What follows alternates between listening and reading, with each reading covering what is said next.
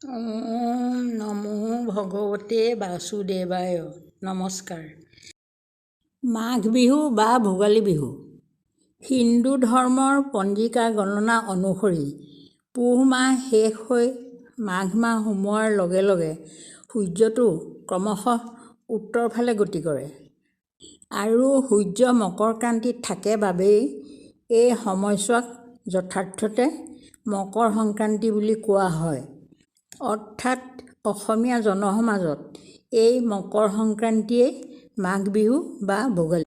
অতি পুৰণি কালৰ পৰাই অসমীয়া সমাজত ব্যৱস্থাত খেতি খোলা সামৰি এই বিহু পালন কৰে।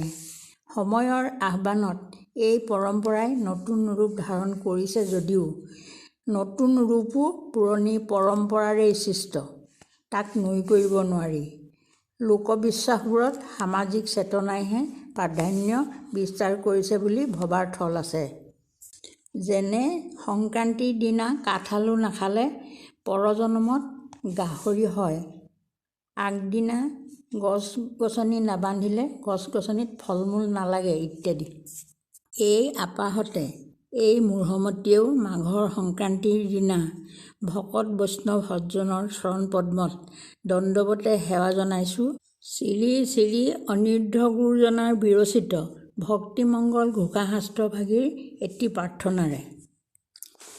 মূত পৰ পাপী আৰু নাই জানা জগতত, শিক্ষা লংঘি ভৈলো অনাচাৰ, হে প্ৰাণ কৃষ্ণ দেৱ চৰণত কৰো সেৱ, নিজ বাটে ৰাখি উইবাৰ,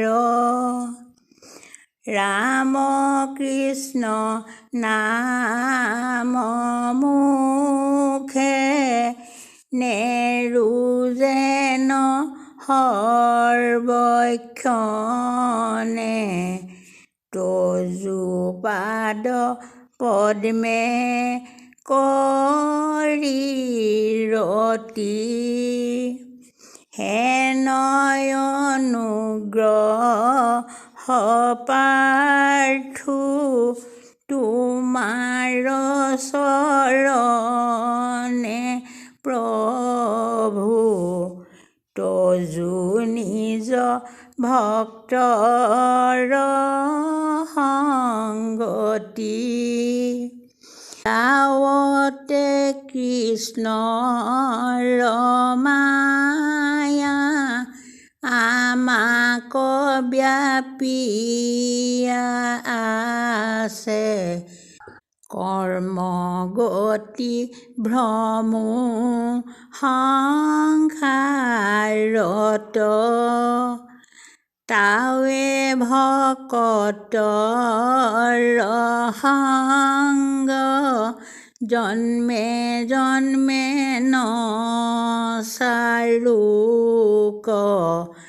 উপজি উপজি ভাৰতত। ভিডিঅ'টো চোৱাৰ বাবে ধন্যবাদ।